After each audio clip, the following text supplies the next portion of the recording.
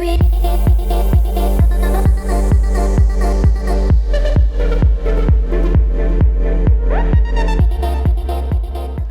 on behalf of Exquisite Media, I'm thrilled to be here at T Galleria Bali to talk to you about your role as General Manager of IDP DFS. Good to have you. So, how did you get into commerce and fashion? Were there any driving influences throughout your upbringing? So growing up, I was surrounded by art and artists because my dad had an art gallery. So I was always interested in creative fields. So, but after I studied business, I first started working in strategy consulting.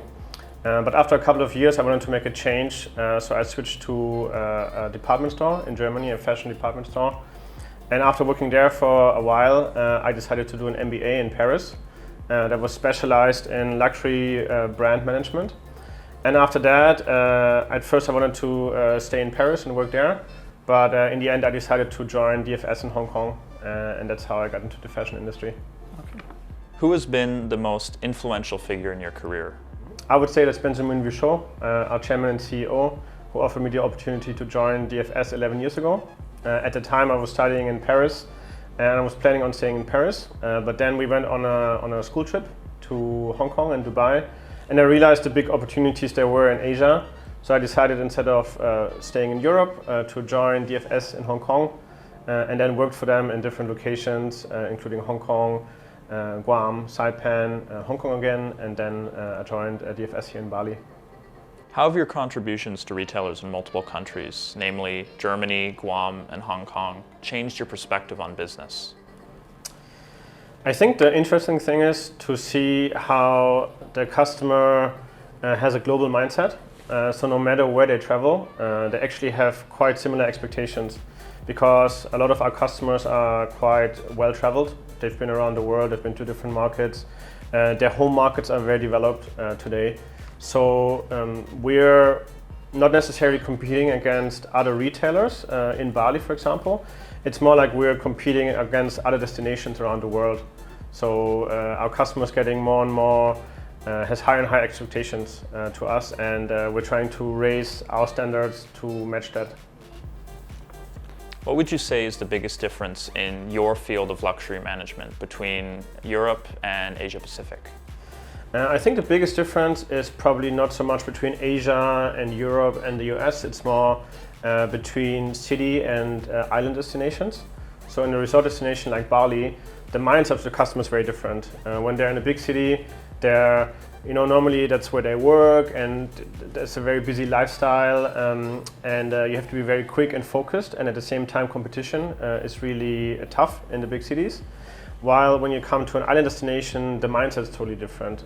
People are here for vacation, they want to relax, they're way more casual, which means that their mindset is not necessarily on luxury shopping. But also once we have them in the store, they're a lot more relaxed. They have more time. So we try to make it exciting for them to be here with us, and also make it a part of the overall experience of being in Bali. So it's very important for us to create a local feel to the store. If you go to the store, you'll see a lot of local product as well. And I think that's what we're trying to do, to meet the customer where they are. Now, throughout your impressive and dedicated career, can you give an example of a certain period of time where your perseverance has benefited you or your business? Well, through my career, there were quite a few challenging situations. Besides COVID, which we all went through, in my last position in Guam and Saipan, I had two actually very big thunderstorms, typhoons in Saipan that hit the store and in the entire island. So all of a sudden it wasn't about serving the customer and putting our best foot forward every day in the store. It was about making sure our employees were okay, the island was okay, all the power was down, there was no internet, no cell phone coverage, nothing. So for the first week, we just tried to make sure all of our employees were fine, and then slowly rebuilding the business. That was a huge challenge and very different from the day-to-day business. Now, what are your responsibilities here at IDP DFS? I'm the general manager of IDP DFS, so I'm running this store here, T Galleria, but I'm also responsible for our airport business in Bali. We have business in both international and domestic, and we have pickup counters in Jakarta, and we're looking at opportunity all around Indonesia. So we want to grow our business here, and yeah, that's what I'm doing. Now, give an example of a common hurdle in your work in Hong Kong compared to one you'd experienced during your 5-year term in the Northern Mariana Islands or one here in Bali.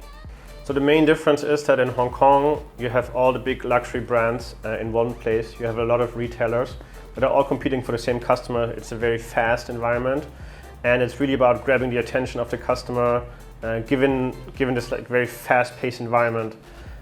It's a shopping city really.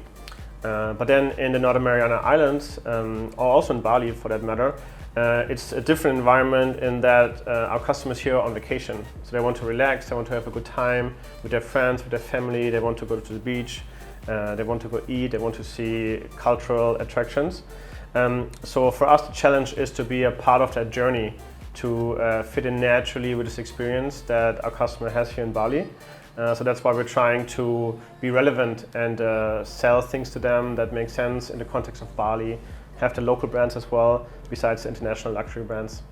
Ever since receiving your first degree in business administration in 2004, how would you say the merchandising industry has changed? So a big change in fashion and merchandising is definitely tech.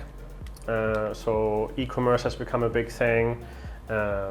Social media have become a big thing for communicating, where people go for fashion advice. So that's a really big trend that we're also trying to be a part of and be tech forward. I would also say that the customer is just a lot more sophisticated.